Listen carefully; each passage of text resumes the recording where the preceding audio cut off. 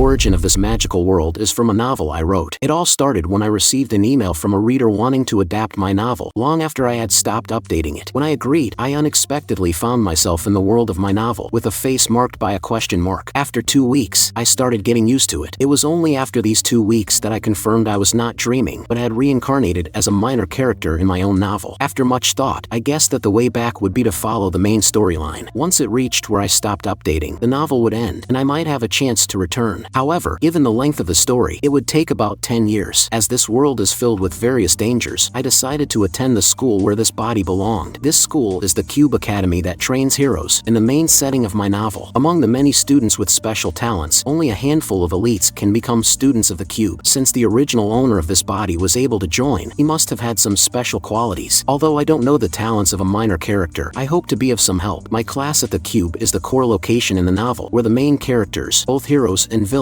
are in the truth class. I will have various encounters with these geniuses in this class. Thinking about spending 10 years with them makes me feel somewhat uncertain about the future. When evening classes ended, I returned to the dormitory. There was a package at my door. I thought it belonged to the original owner of the body, Kim Chun-dong, but to my surprise, when I opened it, it was my laptop. Its appearance shocked me. The laptop then automatically turned on and prominently displayed synchronization beginning, accompanied by a dazzling bright light. Everything about the character Kim Chun-dong began to synchronize to Kim Ha-jin, which is me. These were all settings I had created when writing the novel. I was curious about who could have sent the laptop to me. After synchronization was complete, the laptop suddenly turned off. I had acquired exclusive powers. I was no longer Kim Chun-dong, but had returned to my original form. However, due to the synchronization, all my attributes were reset. I slowly placed the laptop on the desk and could clearly see my own face on the screen. I could see multiple windows, and I think this is what I defined as enlightenment in my settings. It's an awakening phenomenon that appears when one surpasses their own limits. In this world, people call it enlightenment. After enlightenment, one can understand their own data and talents in a numerical way. Strength 1.2, endurance 1.3. Simply put, you can see your own status window. After resetting my abilities, my values are clearly lower than Kim Chun-dong's. The status bar has many options. Novice consideration. A talent can be written for 10,000 SP, but the most conspicuous among them is the settings intervention power. I do not remember writing about this ability, and I can gain corresponding SP points by increasing my presence in the world. 1,000 SP points can be exchanged for 1 ability point. It is undoubtedly asking me to intervene in the main storyline of this world. Just when I thought it was absurd, a status window suddenly appeared, but it was all question marks and could only be unlocked after the main storyline ends. Fortunately, I was already prepared to get involved in this world. If I could get connected with the main characters, maybe I could find a way to leave. Given this, I also need to enhance my strength to smoothly complete the storyline. I then used my points to enhance my abilities. In the novel I wrote, there is no concept of leveling up. Heroes become stronger by obtaining ability points. My recent allocation was used entirely to increase luck. Luck in my novel is an overpowered ability, but as it is a fixed ability, it was set to be unenhanceable with points. However, if I convert my points to SP points, I can do so. So I quickly prepared to try it out and converted the 10 points I had just gained. I used 9,000 SP points to raise luck to 9. Then I unexpectedly triggered a mysterious luck, which was a pleasant surprise because my luck value has now reached 9.1. The main character, Kim Suho, has a magic ability value of around 9.0, so this is a spectacular result. I plan to use the remaining SP to enhance my perseverance, as I still need to endure the extreme training at the Cube. With the help of my extremely high luck, my perseverance reached an unexpected 7.2. Just when I thought I could continue to exploit this, the system detected a serious error, so from now on, I cannot use SP to modify fixed ability values. Although somewhat disappointed, I took the opportunity to increase my luck and perseverance. I still have 10,000 care SP points given by the system, but I will wait until I have thought it through before spending these points. The next day after morning training, our class's instructor for the coming year took the stage to speak. His name is Kim Soo-hyuk, and according to the classifications of various associations, he is an upper middle class hero. After introducing himself, he moved on to today's main topic, and our first task today was to select our main weapons. Soon, under the instructor's guidance, we entered the large equipment warehouse of the Cube Academy. There were many ancient weapons there, and while all the students were attracted by the dazzling array of equipment, the instructor hurried everyone to choose their weapons. Once a main weapon is chosen, it must be used for at least 6 months before it can be changed. The students chose their favorite weapons based on their individual situations, and the equipment warehouse had all kinds of weapons available. Watching the main characters smoothly select their weapons, I then began looking for a weapon suitable for myself. With my current attributes, I simply couldn't use the weapons other students could. Moreover, I am not familiar with those swords and knives, so my selection criteria were clear: one that I could quickly quickly get the hang of, and another that I had come across in my original world. Glancing around, I soon determined my target, but my choice caught the attention of my classmates. Hearing the murmurs, the instructor just looked forward, surprised by the weapon I chose, because I had picked up a small handgun. Many even couldn't help but laugh. The instructor was also puzzled, curious about why I used a sword at my previous military school. To this, I calmly stated that I wanted to switch to a different weapon. Hearing this, the instructor said no more. The cube supports the autonomy of its students in all their choices, but regardless of the outcome, we must take responsibility for ourselves. Some already suspected that I wanted to draw attention, and others were preparing to teach me a lesson during the simulated duels, to show me the difference between weapons. To this, I was also helpless. After all, it was my own setting, and although in this world, guns are also excellent weapons, this is only for ordinary people who cannot manipulate magic. In the novel's setting, guns use magic bullets, which are stronger than metal bullets, but even so, guns are not popular among heroes. The first reason is the limit. No matter how strong the users are, the destructive power of a gun does not change. Secondly, this world has materialized myths and legends, and weapons from those myths truly exist. Therefore, the older the history, and the stronger the origin, the higher the weapon's level. That's why heroes favor these ancient weapons, as they can use them to break through their limits and enhance their strength. However, all this has nothing to do with me, since I am not the protagonist of a manga, nor have I really used weapons like swords. How could I possibly compete with the cube students? For me, a gun is the best choice. Now that I have chosen a weapon, it's time to acquire a talent. Talent is also called a special ability, which is the foundation of a hero's strength. Typically, a person only has one talent, but there are a few exceptions. Kim Suho, besides his displayed sword saint talent, he has other talents that have not yet been revealed. Elsewhere, after leaving the equipment room, Kim Suho went to the training room. He called the girl ahead, Chai Nayun. Seeing the bow and arrow in her hands, Kim Suho then remembered that the truth class had just gained another sharpshooter. However, his words made Chai Nayun quite upset, as she doesn't consider me as a true sharpshooter and even suspects that I have given up on becoming a hero. After returning to the dorm, I began to organize my thoughts. I then planned to think of a talent suitable for myself, and when I set the first talent, I would also be given an additional 10,000 SP points, so I casually typed the talent on the computer, Master Sharpshooter. Immediately after, I used SP points to finalize its setting. Unexpectedly, after consuming the points, the status bar was automatically modified based on what I had written. The description of Master Sharpshooter is capable of proficiently using all types of ranged weapons, not only can see far distances but also can use the ability Thousand Mile Eye. This effect is quite good. In the future, besides guns, I could also use bows and arrows, and from the introduction of Master Sharpshooter, it appears to be an evolving talent. After some thought, I decided to choose Master Sharpshooter. It would now depend on this talent to carry me through to the end of the story. Time quickly moved to the next day. Today the teacher was lecturing on strategies for towers and dungeons, but possessing the talents of observation and browsing, I didn't need to pay close attention to grasp the content of the theory class easily. The observation and browsing allows me to observe people within my field of view, even see the contents of their smartwatches, and also enables me to read information on a computer at any time without a medium. After class, the teacher reminded everyone not to forget to review, as there would soon be a written exam. Once the teacher left, Chai Nayun couldn't help but complain about why we had to learn all this theoretical knowledge. Shouldn't we be showing our skills in real combat? It seems her words became reality. The next second, the doors of the truth class were pushed open, and it turned out to be the instructor notifying everyone to gather in the square in 20 minutes. Upon hearing this news, Chai Nayun was ecstatic. Just as she hoped, the instructor was sending everyone to participate in practical training. Arriving at the training ground, the instructor didn't elaborate much and immediately started forming groups. Each team consisted of 4 members, and for fairness, students with lower rankings were paired with those with higher rankings. Moreover, these groups would remain until the midterm exams. After explaining the basics, the instructor displayed the groups on a big screen. I didn't care about the protagonist's team, but to my surprise, I was grouped with Yuyona. Just like all classic tropes in novels, the protagonist always has a group that collides with him and then drives the plot forward. In the original setting of my novel, Yuyona was one of the main characters. She is the heir to the strongest guild in the country, Essence of Straight, and also a descendant of the prestigious family. In the early part of the novel, she stands on the opposite side of the protagonist, Kim Suho, but eventually they become comrades with shared ideals. Although I don't know why she is in my team, considering my situation, it's crucial to get involved with Yuyona. The more significant my role in the plot, the more SP points I earn. I secretly resolved to find a way to attract Yuyona's attention. At that moment, Yuyona, who was resting, heard someone calling her. Turning around, it turned out to be fellow team members Jin Hozung and Azuki. Although the two were very pleased, Yuyona didn't notice they were teammates at that moment. Once she confirmed it, she immediately changed her attitude and became very polite. However, they seemed to only have 3 people. Hearing Yuyona wondering who the other teammate was, I took the initiative to step forward. She had no impression of me, but I couldn't act timidly because I knew Yuyona despised weak people. I hadn't even introduced myself when Jin Hosung next to me immediately recognized me as the person who chose the handgun in the equipment room. He mentioned that my reputation among the first years had already spread. However, seeing that we were still chatting, the instructor immediately appeared and interrupted. After sending the coordinates of the monsters each team needed to kill to their smartwatches, today's practical training officially began. Yuyona and her team, after long-term training, had very high ability values, and their progress was swift. But I was different. When we were almost at the destination, I felt like I was about to die. Although my physical attribute was definitely higher than that of ordinary people, compared to the cube students, I could only be the tail of the team. After reaching a seaside, we arrived at the training area's 8th beach. The monster in this area was the black hump octopus, whose ferocity was unquestionable. When I also arrived, Yuyona organized a battle plan. The black hump octopus is a lower mid-level monster. However, its own attack power is not strong. The key is the tumor on its head that can shoot out 10 small octopuses. These small octopuses have a terrifying blood-sucking ability, which is also their most lethal part. Hazuki and Jin Hosung thought that to quickly handle the 10 octopuses, assigning this task to me, as an archer, was best. However, Yuyona disagreed. She insisted on dealing with the small octopuses herself, while Jin Hosung and Hazuki preserved their strength. The black hump octopus has a strong self-healing ability, and they needed to strike its fatal part in one blow. Yuyona's plan was clearly to keep me out of the training. Following orders, Jin Hosung decisively knocked on a large rock, initially to lure the monster to the shore. This plan was successful. Seeing the humans on the shore, the black hump octopus swiftly swam over. Yuyona was ready to strike. The black hump octopus, coming close, did not hide at all and immediately released the blood-sucking octopuses from its head. These little monsters were incredibly fast. Even when Jin Hosung saw the attack, he could not dodge. Fortunately, Yuyona acted in time as planned, her whip successfully killing each octopus, and Yuyona made it look easy, using hardly any effort. Seeing this, Jin Hosung was thoroughly convinced of why Yuyona was ranked 7th among the cube's freshmen. After thanking Yuyona, he quickly withdrew from the battlefield, leaving Yuyona to handle the direct confrontation temporarily. Just as she dodged an attack from the black hump octopus's tentacles, I saw an opportunity to act. A wriggling small octopus appeared behind Yuyona. Even if Hazuki spotted it in time, the distance was just too close. At that moment, Yuyona couldn't dodge in time. To Yuyona's surprise, accompanied by the sound of a gunshot, the crisis was instantly averted. The shooter was none other than me, standing not far away. With the enhancement of Master Sharpshooter, my handgun could almost be said to never miss. The astonished Yuyona couldn't believe that Kim Ha-jin, whom she had looked down upon, had saved her at a critical moment. Hazuki and Jin Hosung also couldn't believe how timely my intervention was. Yuyona was originally stubborn, saying, "Didn't I tell you not to act?" But before she could finish, the black hump octopus launched its next round of attacks. This time, the octopuses were different from the information because there were not only 10 anymore, but dozens that even Yuyona couldn't handle. I wasn't panicked by this. Despite the large number of monsters, they weren't smart, and their movement patterns were easy to capture. This moment was the best time to show my skills, as my master sharpshooter had a special skill, bullet time. It could slow the flow of time for 3 seconds. The only thing I had to do next was to quickly shoot through each blood-sucking octopus. 3 seconds is not long. In the eyes of Yuyona and the others, it was almost just a few breaths. But when they looked back, they suddenly found that the numerous octopuses had all been shot into a sieve. Despite everything being so shocking, Yuyona quickly realized the situation on the battlefield. Without the small octopuses, the black hump octopus's weakness was no longer shielded. In just an instant, her whip flew out and tightly wrapped around the black hump octopus's vulnerability. Simultaneously, Yuyona swiftly urged her teammates to attack. Hazuki and Jin Hosung didn't hesitate for a second and leaped onto the monster's head. The next moment, both unleashed their magic power, and under their powerful combined attack, the black hump octopus was unsurprisingly killed on the spot. The real combat mission of Truth Class Team 5 was thus completed. Seeing that everything was finally resolved, I no longer continued to exert myself and lay down. Using bullet time for the first time had nearly exhausted all my energy. Hearing the announcement that Team 5's total time was 58 minutes and 58 seconds, Yuyona appeared very disappointed because this result only ranked 16th. It wasn't until returning to the classroom and confirming the times of all teams from the big screen that Yuyona realized she hadn't misheard. Although the academy would calculate individual scores separately, as drones filmed the entire course, what made her unhappy was losing to Chai Nyan once again. Nyan's team ranked 4th. When Yuyona arrived at the Cube Academy, she had resolved to outperform Chai Nyan from the start, but she lost during the first training session. What made it even harder for Yuyona to accept was that a boy nearby kept looking at Chai Nyan. Yuyona stormed over to Chai Nyan, but just as Nyan sensed someone approaching, Yuyona changed her demeanor and greeted Nyan very gently. Hearing that Yuyona came to inquire about the practical training, Nyan couldn't help feeling regretful, as her team only placed 4th. But when Nyan heard that Yuyona's team ranked 16th, she still praised praised them for being quite impressive, noting that achieving this result with a drag like a gunman was commendable. Yet Yuyona was conflicted inside. As Nyan mentioned, they could have reached their destination in 10 minutes, but because of me, 50 minutes were wasted. However, in the subsequent battle, I played a significant role, being able to kill dozens of blood-sucking octopuses with magic bullets. She became increasingly curious about who I really was. In the days following the practical training, I went to train my body, only now remembering to check the gains from the previous battle. Currently, my talent's proficiency has increased by 20%, triggered by luck. My perception has increased by 0.03, and both my vision and hearing have improved. My sensory abilities will be enhanced in the future. Meanwhile, by getting involved in Yuyona's storyline, I also gained several hundred SP points. During this time, by exercising, many of my abilities improved. After reviewing all the recent gains, I concluded today's training. In the evening, in the luxurious area of the student dormitories, Yuyona was staying up late looking at her computer. The content was my performance during training. She repeatedly watched it and finally arrived at a shocking figure. I had fired 60 magic bullets with my handgun in just 3 seconds. Yuyona wondered if a human could really pull the trigger 20 times in 1 second, or does my handgun have a burst fire button? After observing me all night, she found too many suspicious aspects about me. Despite such a standout performance in battle and her familiarity with various talents, she had never heard my name before. At this moment, Shinjonghak, the boy who had been staring at Chai Nyan during the day, sent her a message. Watching Shinjonghak ask what she was doing, Yuyona happily stated that she was reviewing the footage. To her surprise, he also expressed curiosity about the gunman and her team. Since the cube's practical training is fully recorded, essentially everyone in the academy and external major organizations can watch. Thanks to being in the same team as Yuyona, some people also watched our team's playback, but more people started paying attention to our team's performance. The focus was still on the protagonist, Kim Suho, including the deputy guild master of the creator's sacred grace, Yun Sun-ah. She was extremely fond of Kim Suho, impressed by his superb swordsmanship and extraordinary cutting force, realizing that the top guilds in the country would compete to recruit him, and she was no exception. Such a clean, sunny, and handsome talent was someone Yun Sun-ah wanted to recruit by any means necessary. But as she continued watching the footage of the practical training, she noticed a student using a gun. The assistant commented that because of Yuyona, many people had clicked on the video, and this gunman had also sparked a lot of discussions. With just a handgun, he had achieved unbelievable results. The assistant also told Yun Sun-ah that after entering the cube, I had changed my main weapon from swords to a handgun. Upon hearing this, Yun Sun-ah immediately understood that I must have successfully enlightened. There had been similar cases in the past, where after enlightenment, the individual replaced their originally proficient main weapon with a weapon that suits their talent. Enlightenment at 17 was surprisingly fast for her. Unfortunately, if the main weapon was a firearm, she thought it was not as appealing. After all, as time goes on, the disadvantages of modern weapons would become increasingly apparent. Time quickly passed, and 3 days later, the academy introduced a new training module. This time it was a simulated duel, typically conducted in pairs with training-specific weapons that do not cause significant injury. However, in the first year at the cube, one person was an exception. Then the instructor loudly called me to get up, but by now, I had already been thoroughly defeated 18 times. Unlike others, my opponent was one of the academy's instructors. The reason was that the training firearms were still being made, and using real guns could easily injure first-year students. Therefore, my simulated duel involved the instructor as my opponent. Although I had the 1,000-mile eye effect of the master sharpshooter, which allowed me to see the instructor's attack trajectory clearly, it still depended on whether I could keep up with the speed. After the training, I was completely exhausted. Just as I was about to drink a Coke and rest, I saw Yuyona. Given our previous experiences, our first impressions of each other were not good. Although she was a character I created, her temper was indeed terrible. But suddenly, I remembered the settings I had written for Yuyona, so I decided to test whether they were accurate. I called out to Yuyona and then threw a can of Coke her way. Caught off guard, she didn't understand my intention, but she instinctively caught the Coke. Realizing what was happening, Yuyona wondered if this was a provocation. To this, I said that the last training had benefited from her, and this was a gesture of goodwill. Of course, I had another purpose, which was to test how many SP points I could gain from conversing with members of the protagonist group. After hearing my words, Yuyona gently touched her hair and then threw the Coke back to me, telling me not to act like we were familiar. This was her first warning to me. Immediately after, Yuyona turned and walked away. However, as she was walking, she suddenly noticed something was off. Yuyona felt that her handbag seemed heavier, so she stopped and opened it. Inside was another can of Coke, which I had just slipped in. Angered, she initially wanted to throw it into a trash can, but looking around and seeing no one, she decided that the Coke was innocent and put it back in her bag. Of course, I saw all of this. This is also a part of the character setting I created for her. Yuyona likes to eat Coke, burgers, and similar foods, but due to her pride, she never shows this in front of others. I didn't expect that using a lesser-known setting about Yuyona, and a few conversations with her would only earn me 4 SP points. It seems that I still need to get involved in the main plot to make a significant impact. The next part of the story is the attack on the National Weapon Museum by a jinn. A jinn refers to a human who has made a pact with a devil, exchanging their soul for great power. This incident was also triggered by an assassination attempt by the jinn. Coincidentally, the protagonist group was visiting the museum and ended up dealing with the jinn, which also sparked the group's interest in Kim Suho. However, only Kim Suho and Chai Nayan will act this time, as the early jinns are relatively weak. This is good news for me as I feel fully able to participate in this part of the story. First, I need to find an opportunity to have them take me to the museum as well. At this moment, the instructor told me to quickly go back to the dormitory. Hearing this, I hurriedly packed up my computer and left. What I didn't notice was that at that moment, an email suddenly arrived on my computer. Soon, the opportunity one was looking for arrived. It was an activity organized by one of the clubs at the Cube. These clubs, run by the students, involve a variety of activities including academic and martial arts directions. According to the setting, there are over 100 clubs within the Cube. Participating in club activities is not only a process of self-development, but also an opportunity for students to interact with each other. The club I am joining today is named the Travel Club. The reason for this, of course, is that members of the protagonist group have also joined this club. Seeing many top first-year students gathered, the senior member who is the head of the club is somewhat trembling, but after regaining his composure, he introduces them to Kim Suho and others. The purpose of the Travel Club is relaxation, so they use portals to leave the Cube for trips about twice a month. To welcome the new members, today's travel destination is chosen to be nearby and is the extremely bustling S-City, close to the Cube. From this part of the story, it appears to be no different from what I originally wrote. Once the plot unfolds, I will have more opportunities to get involved. I thought I could easily earn SP points by getting involved a bit, but the senior member said we would be splitting into groups for a draw, which surprised me. Did I remember the plot wrong? What surprised me even more was that once again I was put in the same group as Yuyona. She didn't hesitate to tell me that it would be enough for her and me to act alone. Naturally, I agreed, as I had intended to act alone when I came. Soon, we arrived at the S-City Weapons Museum. There were even more types of weapons here than in the Cube, and the place was bustling with visitors. Chai Nayan even took a liking to a bow and arrow there. Since she was here, it meant that Kim Suho was nearby. Seeing me approach, Kim Suho then noticed me. I introduced myself as Kim Ha-jin and started chatting with him. Hearing my name, he then remembered I was the one who had chosen the handgun. There had been too many people before, and Kim Suho hadn't noticed that I had also joined the travel club. He mentioned that there was a firearms exhibition hall nearby and asked if I wanted to check it out together. But before I could respond, a huge tremor came from the museum, followed by an emergency broadcast. Monsters had appeared around the museum perimeter. The repeated announcements gradually instilled fear in the people inside. When heart-wrenching screams came from outside, everyone started to panic and rush to escape. During the chaos, a little girl was accidentally knocked down, but just then, someone smashed the glass protecting an exhibit. The piercing noise momentarily quieted everyone, and they were all shocked by Chai Nayan's action. Kim Suho, who had just saved the little girl, also didn't expect her to suddenly act. Finally, Chai Nayan spoke up. She told everyone to calm down, saying the resident heroes would surely arrive soon. If they ran out now, they would only end up as food for the monsters. After speaking, Chai Nayan took the weapon from the display case. At that moment, the museum's security system activated instantly, and the exit doors closed. Chai Nayan reminded Kim Suho to also grab a weapon. They would have to protect the people until the heroes arrived. Suddenly, a series of crisp footsteps approached. Chai Nayan immediately sensed this unusual presence, the power emanating from the newcomer quickly putting her into battle mode. This was the invading jinn, the villain I had designed to propel the protagonist's growth. As soon as the jinn saw Chai Nayan, he attacked her, while Kim Suho had already taken the sword he had seen earlier. According to the original plot, Kim Suho's strength should easily handle him. The next moment, the two collided, but the outcome was beyond my imagination. Kim Suho was sent flying by the jinn. Looking at the injured Kim Suho lying beside me, I was momentarily stunned, as the plot was not supposed to develop like this. I clearly didn't write this kind of plot. In the novel, although Kim Suho initially hides his strength and seems to be at a disadvantage, once he releases his restraints, he crushes the jinn. But now, Kim Suho, who was hiding his strength, was directly injured by the jinn with one strike. Hearing my and Chai Nayan's inquiry, Kim Suho shakily said he was fine, but his condition was not good. I had to find a way to buy him time, and Chai Nayan had already positioned herself in front of Kim Suho. To her arrows, the jinn didn't even bother to defend. After firing more than 10 arrows, Chai Nayan realized that, although her attacks hit, the jinn seemed not to feel any pain. This was not a special ability, nor was it a regenerative effect. Chai Nayan understood that the jinn was enduring the damage through willpower alone. Seeing this, I quickly warned Chai Nayan to get away, but the jinn's claws were about to pierce her. At the critical moment, Kim Suho intervened in time to block the jinn. However, his weakened strength couldn't hold against the jinn's transformed state for even a moment. The next second, he was smashed into the ground by the powerful Jin. Chai Nayan shot again. This time her magic-infused arrows had an effect, but her attack also angered the Jin. The Jin abandoned its attempt to kill Kim Suho and turned to try to kill Chai Nayan instead. The Jin's claws were too fast. Chai Nayan couldn't dodge. Chai Nayan couldn't avoid in time and was pinned against the wall. Knowing that continuing this way would definitely result in death, I quickly told everyone else to scatter. Facing the Jin's sudden increase in strength, I forced myself to remain calm despite the fear. Next, I had to do something to give Kim Suho and the others a chance to breathe. Ordinary magic bullets surely wouldn't cause damage, but since the opponent was still a character from my novel, I assumed the major aspects of the character settings were the same. That is to say, this Jin must be of a dark attribute. Immediately, I began to use my ability to change the attribute of the magic bullets. Changing their attribute required spending over 1,000 SP points. After setting it up and using the points to save, my magic bullets changed attributes. The reason I wrote the attribute counter setting was also to allow the heroes to exert greater power. Quickly loading my handgun, I aimed it at the Jin. The next second, I loudly told Kim Suho to get out of the way. The modified magic bullet turned into a light bullet, which is the light attribute that counters the dark. Bullets of the essence of light can cause tremendous damage to the body. As soon as Kim Suho dodged, I immediately pulled the trigger. At close range, the shot hit the Jin's arm instantly. From the light bullet, dazzling white light emitted, and the Jin's arm was purified into ashes. The intense pain made him howl uncontrollably. Chai Nayan, who was controlled by the Jin's claws, was thus saved, and I successfully bought some time for Kim Suho. After activating his Sword Saint mode, Kim Suho's demeanor was completely different from before. His magic turned into flames that blazed fiercely on his weapon, and the Jin suddenly realized that it was probably going to die. The Sword Saint's magic could cut through anything in the world, and this time, the battle truly ended. Kim Suho's all-out strike split the Jin in half instantly. Along with the Jin's death, the first segment of the main plotline was also completed. Kim Suho stood up shakily, as using that sword now was his limit once a day. Meanwhile, a clear-headed Chai Nayan couldn't stop retching. The close brush with death had left Chai Nayan in agony. Kim Suho, trying to comfort her, was harshly pushed away by the panicked Chai Nayan. Seeing this, Kim Suho did not attempt to approach further. He knew Nayan needed time, but I nonchalantly said, "Don't worry, her Appa will come soon to console her." After all, that's how I wrote it in the novel. However, as soon as I spoke, I felt the air suddenly become tense. Both Chai Nayan and Kim Suho looked at me with extremely horrified and puzzled gazes. Chai Nayan trembled even more and then couldn't hold back any longer and vomited. Soon, the monsters outside were almost completely eradicated, and many heroes from S City had arrived, including Yin Sun-ah. At this time, a member of her guild came to inform her that a Jin had appeared in the museum but was fortunately dealt with by 3 students from the cube. Yin Sun-ah was quite impressed by this news and then asked which students were involved. Hearing that Kim Suho had participated and personally killed the Jin, Yin Sun-ah quickly rushed to the museum. She was excited inside, not expecting to encounter Kim Suho here, and didn't want to miss this chance to build a closer relationship. Just then, I also came out from inside. Recognizing me in the cube uniform, Yin Sun-ah came up to greet me. She was about to ask where Kim Suho was when I preempted her by telling her that Kim Suho was inside. But soon after entering, Yin Sun-ah sensed something was off. How could I have known her purpose? Unfortunately, when she turned back to look, I was already gone. Yin Sun-ah talking to me really startled me. Could this also be related to changes in the novel's plot? After resting for a while, I began to think about the reasons for the changes in the novel. Although this world has an additional character named Kim Ha-jin, my part should be minimal. But soon, I realized a point that had been overlooked, which is that this novel now, including myself, should have 2 authors. So today's events might be the doing of the co-author. It seems I have entered a world where someone else's adaptation of the novel is taking place. If that's the case, the situation is completely different now, which means all the predictions I made based on my own novel are futile. Just as I was panicking about the unknown, my computer suddenly rang with a new message. It was a comment from the co-author, who was a former reader of mine. He thought that every time the protagonist and his companions faced no real threats, it made the story too boring, so he took the liberty of rewriting it during this period. The first plan was to strengthen the villains. By evening, the incident was wrapped up. The instructor then called me and Kim Suho, having already been briefed on the situation, and told us to head back to school to rest. Kim Suho also asked about Chai Nayan's condition, and the instructor said she had taken medical leave and her family had taken her to the hospital. Seeing that we were okay, the instructor then left. At that moment, Kim Suho suddenly called my name, wanting to know why I had said those words to Nayan. Seeing my confusion, Kim Suho asked why I had mentioned her appa. Now I finally understood the reason for their odd behavior then. Could there be something wrong with Chai Nayan's appa? My expression made Kim Suho suspect whether I was feigning ignorance, but his head was hurting too much, and he said no more. However, I was very concerned about this matter. Quickly after returning to the dormitory, I began to look up Chai Nayan's family situation. Her father is Chai Shinhyuk, and her brother is Chai Jinhyun. After reading a lot of information, I found that their situation was exactly as I had set it up. But why would they they react that way? Just then, a news article caught my eye, boldly stating, Chai Jin-hyun successfully rescues comrades in the Operation Fires Park, falling into a coma as a result. The content of the report was unexpected. In the original plot, Chai Jin-hyun gained high honor from this battle, and at 13, Chai Na-hyun, watching her appa hailed as a hero, felt incredibly proud. This was the setting I had written. Another new message came in, a notice reminding me that the modified settings would only be provided in message form after I noticed them myself. Chai Jin-hyun, the late-stage powerful ally of Kim Soo-ho in the novel, no longer existed. Considering the protagonist had too many helpers, the setting was changed. 4 years ago, after becoming a hero, Chai Jin-hyun was marked by a demon's brand, tragically turning into a demon seed, but no one is currently aware of his condition. Meanwhile, Chai Na-hyun was sitting silently on her bed, feeling very downhearted. Just then, a man pushed open the door of the hospital room. It was Na-hyun's father, Chai Shin-hyuk. He was too worried about his daughter's condition and had hurriedly come to S-City to visit her. After telling her father she was okay, Chai Na-hyun said she wanted to see her appa before being discharged. Hearing this, Chai Shin-hyuk was somewhat surprised. He then agreed to go with her. However, back in the dormitory, I was now in considerable pain. A demon is a higher entity than a jinn, and they can brand humans to turn them into demon seeds. Once the seed passes its latent period and germinates, the human becomes a powerful demon. I had set the latent period of the jinn seed to 5 to 6 years, meaning Chai Jin-hyun's latent period was already half over. In such a short time, if he successfully turns into a jinn, it would inevitably cause widespread disaster. The only solution to the current situation is to kill Chai Jin-hyun before the jinn awakens, but this is extremely difficult. First, his security system is definitely top-notch, and no mercenary would take on the task of assassinating a wealthy young master. Second, the germination of the seed shows no signs, so I have no evidence to report him. Once the latent period passes, Kim Soo-ho's strength will definitely not be enough to fight the fully blossomed demon. Even sending current powerful heroes would inevitably result in many casualties. I can't just watch this happen, because they still have to contribute in the later part of the novel. So, the only one who can kill Chai Jin-hyun is me. On the other hand, Chai Na-hyun's visiting time has ended, and now someone is telling her it's time to leave. After saying goodbye to her appa, Chai Na-hyun closed the room door, but she can't forget what happened before. That guy named Kim Ha-jin. On the night I and Kim Soo-ho killed the jinn, Yoon Sung-ah, after reviewing the situation at the museum and meeting with Kim Soo-ho, actually came to the Hero's Tower. This place holds the records of all the nation's talents. Her guild members were worried about being discovered, as this is an act punishable by law. Yoon Sung-ah didn't care. She said she was just checking the records of today's attack. Yoon Sung-ah came because she found light attribute mana on the corpse of the jinn at the scene. The existence of such a person would inevitably be the nemesis of the jinns, so she must find this person and recruit them into her guild. Soon, after watching the video, Yoon Sung-ah confirmed that the person she was looking for was one of the 3 The Cube students who killed the jinn, but she was already keeping an eye on Kim Soo-ho and Chai Na-hyun, and the remaining person, Yoon Sung-ah, was hearing about for the first time. However, the name Kim Ha-jin seemed familiar to her. Days later, I was still participating in school activities as usual, and I recently realized something new, that other people can't see my laptop. Thanks to this, I could confidently verify everyone's current settings without reservation. My computer also acquired a new function that can automatically detect real-time setting changes. For example, Damien, who was just crushed by Rachel, now has significantly reduced confidence. The specific function of this feature is that within a 30-meter radius centered on me, if there are settings that differ somewhat from the original novel, the computer will pop up an information window to alert me. Compared to the co-author information that comes after I sense something is amiss, the computer's function is undoubtedly more efficient. As I was thinking, Chai Na-hyun came up behind me at some point, her face gloomy, wanting to spar with me. Of course, I understood the purpose of Chai Na-hyun's visit and immediately refused her, but Chai Na-hyun was relentless, saying that the previous insult to her appa couldn't just be overlooked. However, I still refused, saying that my handgun was loaded with live ammunition, and if someone got hurt, the instructor would scold us. My words only made Chai Na-hyun even angrier. Fortunately, the instructor noticed the situation here in time, told me that I couldn't spar with other students for now, and immediately asked Chai Na-hyun to return to her place. I also feel very sorry for what happened before. I had thought about apologizing, but once I knew about the jinn seed, killing Chai Jin-hyun became my most pressing goal. For this reason, I have been desperately training to become stronger recently, so even if I manage to ease the relationship with Chai Na-hyun, when that day comes, she will only hate me more. After training, there is a large welcoming party in the evening, organized by Yoon-hyun, the head of the academic club. Their club's goal is to analyze monsters and research tactics, and they organize a discussion activity every week. Looking at the elegant and handsome Yoon-hyun on stage, many younger female students couldn't help but blush, but his charming appearance and gentlemanly demeanor are all just the abilities of a demon. The Cube, as the main stage of the early part of the novel, has witnessed student disappearances, monster invasions, and various other incidents, and Yoon-hyun is the mastermind mastermind behind these events. His ability, Charm, was obtained through a pact with the demon Lilith, which means Yunhyan is actually a djinn. He is currently greedily eyeing a target. Similarly, I joined this academic club also for that person, Yuyona. Today is the welcoming party, and Yunhyan expressed that he wanted the new students to get an early understanding of their discussion activities. Then he introduced a mid to high level monster, the Mountain Tyrant. Whether inside the magic school or external organizations, information on high level monsters is extremely valuable, with the information on vital parts alone trading for at least several $100 million. Yunhyan suddenly asked where the Mountain Tyrant's weak point is, specifically asking Yuyona to answer. Although surprised, Yuyona answered, "So far, no one has found the Mountain Tyrant's weak point," and that was the correct answer. Yunhyan said that discussing these issues is one of the pleasures of the club. At the end, he said that students who want to exchange ideas should definitely stay for the follow-up activities. The welcoming party soon ended, and watching Yuyona stand up, I asked her if she was going to participate in the activity, but Yuyona acted as if she couldn't see me and turned her head to leave. So I spoke up again. "Miss Yona, are you also going to participate in the after party?" This time she finally responded to me. She said she would participate. Maybe she would find some useful information. Hearing this, I roughly guessed Yuyona's purpose, then casually said, "Are you planning to pass the information to the raid team of the Essence of Straight?" My words forced Yuyona to turn back. Essence of Straight is one of the major guilds established 50 years ago during the outcall. Founded around Yuyona's family, they have now become a large guild capable of influencing the country. However, the deputy guildmaster is currently gaining momentum, and even the legitimate heir feels threatened. I continued to speculate, guessing that Yuyona's unusual participation in the activity was probably for this reason. She didn't understand what I meant by saying so much, so I clarified my intentions. "I can tell you the weakness of the high-rank monster, the Mountain Tyrant." This surprised Yuyona, even making her speech a bit stuttered. Without any hesitation, I told her, "The Mountain Tyrant has a small blue emblem on its heel. Attacking there will immobilize it. However, this information isn't free. Once the task is successful, I want you to get me a Desert Eagle from the Essential Armory. After all, your guild owns that armory." Yuyona was curious about my basis for this, or if there was any corroborating data. To this, I calmly smiled and said no. Instantly, Yuyona fell silent, regretting why she even bothered with me, feeling it was a complete waste of time, but I still called out to her, insisting she must trust me. In the blink of an eye, Yuyona had left. If she would trust me just once, she would become my ally in the future. After leaving, Yuyona didn't go to the event. Instead, she went to a secluded place and contacted the guild secretary, instructing them to convey a message to the Mountain Tyrant strategy team. During this operation, pay close attention to the blue emblem on its heel. It might be a vital spot. After saying this, Yuyona felt completely insane. Days passed in a blink, and I was thinking of seeing if I could get some advance payment from the school, but when I opened the Cube Bank, I found myself deeply in debt. I owed the school $300,000, a number that made me break out in a cold sweat, as $300,000 is the maximum loan limit for the Cube students. I was curious what Kim Chundong had done to spend down to just $3,000 from $300,000. At this rate, not to mention returning to my original world, just repaying the debt would keep me here for a lifetime. It seems I have no choice but to make money while becoming stronger. Right now, I have two legitimate ways to make big money. One is investing in towers and dungeons. To this day, towers and dungeons continue to appear around the world, and guilds that discover and successfully conquer them can enjoy treatment equivalent to companies. Investing early in a guild's shares, if they go public, will yield astronomical returns. Although I know which guilds will go public in the future, I don't have the capital to invest, so I'll have to leave this method for later. Thus, my only choice is the second route. Go to hunting grounds to hunt monsters for materials to sell. Unlike towers and dungeons, hunting grounds are known dangerous areas where selling monster carcasses can quickly earn money, but my current ability level has just surpassed that of an adult male, and even using SP for enhancement, my training handgun is not capable of dealing with those tough-skinned monsters. As I was pondering solutions, a new message popped up on my computer. The dormitory doorbell suddenly rang, and the delivery person outside said that Yuyona had sent me a package. This surprised me. Why would she send me something? I immediately went out to check. Outside was a suitcase, and after slowly opening it, the contents inside surprised me. Indeed, because of what Yuyona sent, the next day I went to the hunting grounds in G Province. I didn't expect the staff at the hunting ground transfer point to be so polite after I reported my identity as the Cube student. After coming out of the transfer portal, I was directly in the official G Province hunting ground. The hunting grounds here are generally low in danger level, so they are popular all year round, with foreigners from all over the world coming to hunt. Walking down, the street was full of people looking to form teams or trading after their hunts. Seeing the scene in front of me, I remembered that I needed to find an agent to maximize my profits when selling monster materials. I thought I might as well just find someone nearby. Just then, a man approached me proactively. When he heard that I was indeed looking for an agent, he quickly handed me his business card. I only glanced at it, but his name caught my attention. Park Soo-hyuk of SH Entertainment. He would not only become the the best agent in each country in the future. But most importantly, in the original story, he was Kim Suho's agent. Park Soo-hyuk honestly said, "We just opened." I smiled and greeted him, not expecting to sign a contract with him the next second. This world is still in the early stages of the novel, and forming good relationships early with those who will be famous in the future is also a good investment. Having found an agent, I then went on the hunt, and to my surprise, Park Soo-hyuk chose to come along. Normally, agents without cars would choose to wait outside the hunting grounds. Along the way, he identified a hobgoblin from just a footprint, listing its characteristics and market price, but the hobgoblin's market value was not high. Then I pointed to the steel wild boar below us and asked Park Soo-hyuk about its price, which scared him with its sudden appearance. He then told me I probably couldn't handle it because normal firearms couldn't even penetrate its skin. Hearing this, I happily prepared to try. The weakness of the mountain tyrant I had provided to Yona. She had actually followed my information. Yesterday, I also received the new weapon, a desert eagle, that she sent, and I had also used SP points to add a certain setting. The next second, I fired at the steel wild boar without hesitation, and the shot easily pierced through the monster. Looking at the steel wild boar lying on the ground, Park Soo-hyuk's eyes were filled with disbelief. And the setting I had written was this: the destructive power amplification ability is multiplied each time the desert eagle kills the enemy in a single blow. I didn't expect the new weapon to perform so well, which pleased me greatly. My precise shooting instantly earned Park Soo-hyuk's admiration. I briefly responded to him, but the next second, I turned around and continued firing. Park Soo-hyuk didn't understand why I was doing this, but following the direction I was shooting, the black pelican above the distant cliff had already been shot down. Park Soo-hyuk wondered if I could really see that far. Confidently, I told Park Soo-hyuk that seeing from miles was now quite easy for me. Having killed 2 monsters, that was it for today. It took a lot of effort, but we finally gathered the 2 monsters together. I wondered how to transport them outside the hunting grounds, and Park Soo-hyuk didn't disappoint me. He had already thought everything through. He would pay for a rescue team to come and transport them and would give me the payment tomorrow. Hearing this, I confidently left the matter to Park Soo-hyuk and decided to only work with him in the future. When I first came here, I told Park Soo-hyuk it was my first hunt, and now he was curious about what I planned to do after receiving the payment. Unexpectedly, I seriously said I wanted to invest, which left Park Soo-hyuk astonished. He realized I didn't seem like a typical teenager. That evening, when I returned to the dormitory, the first thing I did was use the remaining money to buy all the shares that I could of a guild called the Pack Horse Master. This investment cost me the remaining $3,000 I had. According to my original setting, the founder of this guild was a djinn, playing a significant role in the novel. Of course, my focus was on whether they could go public in the future. In a while, the Pack Horse Master would conquer the Devil Nest in X City, after which they would successfully go public and their value would skyrocket. After searching around, I didn't find any other guilds to invest in, probably due to the lack of public information. It seems I'll have to search in the Violet Banquet of the Dark Web. Remembering the setting of the Dark Web, I couldn't help but recall a major antagonist team from later in the story, the mysterious organization called the Chameleon Troupe. The identity of each member is a mystery, known only to me as the author. Although the Chameleon Troupe are antagonists, they are very resistant to djinns, so if there's a chance to connect with them, they might become a powerful ally in eliminating Chai Jin-hyun. According to the original storyline, there's still one spot open in the Chameleon Troupe, and they should be starting to act soon. Just as I was about to continue checking the settings, my computer suddenly went dark, which made me very anxious. In my mind, the computer is now more important than anything else as it is crucial for my return. Fortunately, after some waiting, the computer finally lit up again, displaying some messages. A month has now passed, and the laptop's functions are currently updating. Meanwhile, Yuna and Shin Jong-hak seem to be waiting for someone. They originally had a group called the Noble Society and were planning a gathering now. Seeing that Shin Jong-hak was annoyed by gatherings, Yuna asked him to bear with it. Soon, the door of the restaurant was finally pushed open, and the person who arrived was Chai Nayun. Seeing her, Shin Jong-hak immediately brightened up, showing no sign of impatience. However, compared to his enthusiasm and concern about her hospitalization, Chai Nayun felt he was making too much of a fuss. Hearing the two continue to chat, Yuna looked very gloomy beside them. They soon started their discussion for today, but during it, Chai Nayun suddenly brought me up. Seeing this, Yuna was surprised. Why did she want to learn about this person? Immediately, Chai Nayun did not hold back and recounted the incident at the museum. She found it highly suspicious that I destroyed a djinn's arm with just a training handgun, which was completely different from my performance at school. At that moment, Chai Nayun remembered that Yuna was in the same group as me, so she asked if Yuna knew about my situation. Yuna had investigated me, but she only knew about my background from the orphanage and the debt of 300,000. Comparing this with what Chai Nayun said, she realized I must have hidden my true strength, but Yuna still said outwardly that there was nothing worth noting. Chai Nayun suddenly suggested that Kim Ha-jin might be a djinn, which silenced the others. Then Yuna dismissed her guess. Shin Jong-hak asked Chai Nayun if she disliked Kim Ha-jin, and after a moment of silence, Chai Nayun thought of what I had said, and then then remarked, "Indeed, that could be said." While they were discussing, my computer also completed its update. The next second, the light emitted by the computer made it hard for me to open my eyes. When the light faded, I suddenly felt a sharp pain on my arm, and by then, my left sleeve was already soaked with blood. A message then appeared on the computer, informing me that I had acquired a stigma, one of the creator's powers, accompanied by a flood of information into my mind. The mental strain and the severe pain in my arm were too much for me, and I collapsed to the ground. My computer displayed a new message about this update. It had added a sub-talent book of truth for me, and had enhanced my original observation and browsing abilities. The next day, when I attended the S-City recognition ceremony, my hand was still tingling. After fainting yesterday, I woke up in the morning. After receiving the notification, I came here. Although I had received the stigma, I was not clear about its specific effects yet. What surprised me was that I was merely thinking in my mind, yet suddenly Chai Nyan said I was disturbing her. This kind of troublemaking behavior left me speechless. I then calmly told Chai Nyan, "You shouldn't forget that I saved your life a few days ago." Hearing this, she became even angrier and said that was a different matter, but our conversation was indeed disturbing to Kim Suho, so he pulled Chai Nyan away to switch places. After sitting next to me, Kim Suho thanked me, understanding that if it weren't for me that day, they definitely wouldn't have beaten the Jin, so he was very grateful. To this, I responded, "Even if I hadn't been there, you guys would have definitely won. Maybe you would have awakened even stronger powers." After all, Kim Suho is the main character in my novel. Facing those hardships and dangers, his strength always grows. After waiting for a while, the recognition ceremony finally began. The ceremony officially started, and the presenter of the awards was Yu Shi-yuk, ranked 37th among heroes. He is known as the Wolf of Valhalla, a high-ranking hero. When the host called the awardees to the stage, the three of us went up. Yu Shi-yuk presented the award to Kim Suho first, and with just one look, he understood why everyone in the industry was eyeing Kim Suho. However, while handing over the certificate, Yu Shi-yuk whispered in Kim Suho's ear, advising him that it might be better not to join an association and to remain a free hunter instead. The so-called hero's responsibility is everything, which Yu Shi-yuk found boring. But Kim Suho is not someone who is easily swayed. Even if it's as boring as others say, he still wants to be a real hero. Hearing this, Yu Shi-yuk sighed helplessly and said no more. When it was Chai Nyan's turn, he noticed her. Chai Nyan awkwardly called him master, but Yu Shi-yuk said that an archer is not his disciple. Although Chai Nyan's father asked him to look after her, Yu Shi-yuk had no interest in Chai Nyan becoming an archer. When it was my turn, Yu Shi-yuk was somewhat puzzled, as he hadn't even heard my name. Although being ignored made me feel uncomfortable, fortunately, the Jin expulsion unexpectedly came with a reward of over 10,000, so I happily had an extra meal to celebrate. After the awards ceremony, I received the prize money, totaling 15,000, which made me very satisfied. This money could be used to purchase more shares of the Packhorse Master Guild, but for now, let's check the laptop's updated functions. First was the stigma, which likely was the wound that appeared on my wrist yesterday, possibly added by the other author. The explanation of the stigma was somewhat ambiguous, only knowing that magic could be manipulated at will by my mind. As I thought about it a bit, the stigma on my wrist suddenly appeared, but it was accompanied by pain. It wasn't convenient to check in the restaurant, so I decided to go back and confirm it later. The next update was that the laptop's network had been activated. I clicked through and saw that there were several sites I could access, which seemed to be the focus of this update. Among them, the importance of Violet Banquet, a highly reputable private website, was significant. It offers information, weapons, bounties, and contract trading. Almost every hero has used Violet Banquet during their development. Joining this site requires a high fee, but I only need 200 SP points to create an account. Just as I was trying to log in, Yun Sun-ah unexpectedly approached me. She said that after the awards ceremony ended, she noticed I was missing and came looking for me to give me her business card. Receiving Yun Sun-ah's business card was very significant. It represented that Yun Sun-ah was officially trying to recruit me to her guild. After she sat down, she said she wanted to ask me a question. Although Yun Sun-ah presents herself as a friendly image to the public, I am well aware of her true nature. She is a strong woman who adheres to the principles of survival of the fittest. Even now, as she warmly recruits talent, if they later fail to meet her expectations, Yun Sun-ah would certainly discard them without hesitation. Establishing a relationship with her could be very beneficial for future development, but not right now. So when Yun Sun-ah just started asking how I defeated the Jin, I immediately refused her. Yun Sun-ah, who was rejected, introduced her identity again and then expressed her interest in me. Hearing this, I appeared somewhat indifferent and then thanked her for her attention. It's likely that Yun Sun-ah approached me because she saw me using light attributes, but currently, she is just interested, so I decided to play hard to get to increase her attention towards me. Thinking this, I stood up to say goodbye, and Yun Sun-ah, still not reacting, could only watch as I left. After returning to the dorm, I immediately started to investigate the specific effects of the stigma. The laptop indicated that the stigma's magic could change at my will and would not cause fatigue during use. The magic of the stigma can be manipulated freely, so I imagine the stigma's magic taking the form of a short sword, and And indeed, the next second, the stigma on my wrist began to glow and a small short sword appeared in my hand. It seems, then, that the stigma's abilities are quite strong. The magic inside the stigma can be used in many flexible ways. I thought I would be unconnected to magic when I suddenly came to this world, but I didn't expect to be able to use magic in this form now. The next thing to check was the newly appeared Book of Truth. Using the power of the stigma, I displayed the Book of Truth with magic. At that moment, a mechanical voice indicated that the book contains the truth and, within the range allowed by magic, can answer any question. I asked the Book of Truth how tall I am, and sure enough, the answer it provided was very accurate, while also costing me a bit of SP, probably because I don't have magic of my own, so it used points instead. Just then, my smartwatch suddenly received a notification, an urgent message from the Cube Academy. A student from world class, Jin Ha-jong, has gone missing. Seeing this message, I immediately understood. This is the start of the second main storyline, the Cube Missing People incident. Just like the name suggests, a total of 6 students will disappear, and the perpetrator leaves no clues. This storyline is very important because the final target of the perpetrator is Yuyona. But I thought of another possibility. If an accident happens again like in the museum, I might as well catch the perpetrator first. But I quickly dismissed this idea. Rashly interfering with the storyline's development might lead to unexpected events later. So, I decided to just observe for a while. In the following days, I continued training as usual, maintaining vigilance about my surroundings. During this period, a different situation occurred. Someone always came to mock and insult me. Just as Kim Suho was about to rest, someone called him to look ahead. That's when he saw that a student nearby was unabashedly calling me useless, saying I couldn't even lift such a light barbell. Seeing this, Kim Suho was visibly angry, but a man beside him advised him to stay calm and said there was no need to intervene. This man was the class president of the truth class, Lee Yang-han. His advice puzzled Kim Suho. Lee Yang-han explained that these people were Shinjong hacks, and Kim Ha-jin must have offended him. Moreover, Lee Yang-han believed I was acting. After all, Kim Suho had said that I had disabled a Jin's arm. Such a brave record should not be bullied by Shinjong hacks people. But under everyone's gaze, I really couldn't lift the barbell. Seeing me unable to stand up, Kim Suho angrily went forward and soon got into an argument with the mocking group. The noise at the training ground finally drew the instructor. The instructor stopped everyone and then gathered everyone together. A few days ago, we had a small test on the analysis of phenomena, and now the results were out and soon posted on the wall. Many people went to check if they had failed. Looking at the test rankings, I was indeed first. After all, as the author, coupled with the effects of observation and browsing, this result was naturally expected. But then there was the sound of a long sword falling to the ground behind me. Rachel was incredulous about the ranking, and I also remembered her setting. Rachel Elizabeth Lewis, a princess from B country, ranked 3rd in strength among new students at the Cube, just behind Kim Suho and Shin Jong-hak. Since entering the Cube, she had never missed being first in any test, no matter the size. She was determined not to let down the honor of the royal family she came from. But today was the first time Rachel had been defeated in ranking. During class, the teacher gave high praise to my exam. After some thought, Rachel also understood that it would be difficult to shorten the gap between us by midterms. Phenomenon analysis is a complex and difficult subject at the Cube, and now Rachel was even more curious about what I usually study. In fact, I have never seriously listened in class. After class ended today, as usual, I went back. Having acquired the Book of Truth, I was ready to make good use of it. So, I created an intelligence agency on Violet Banquet. Although it doesn't have much credibility now, as long as I find an opportunity to get started, coupled with the use of the Book of Truth, it will definitely attract a steady stream of clients. After registering the agency, next I decided to spend the SP points I had recently accumulated. The start of the second main storyline meant that the Cube was no longer a safe haven. With my current capabilities, I was not strong enough to face Jins alone. Thanks to the group led by Shin Jong-hak always bullying me, my SP points were maxed out due to increased attention on me. First, I wanted to enhance my weapon, adding a transformation feature to the Desert Eagle to allow it to morph into a sniper rifle. Although this seemed far-fetched, it was necessary to increase power. This modification was also expensive, costing 250 SP.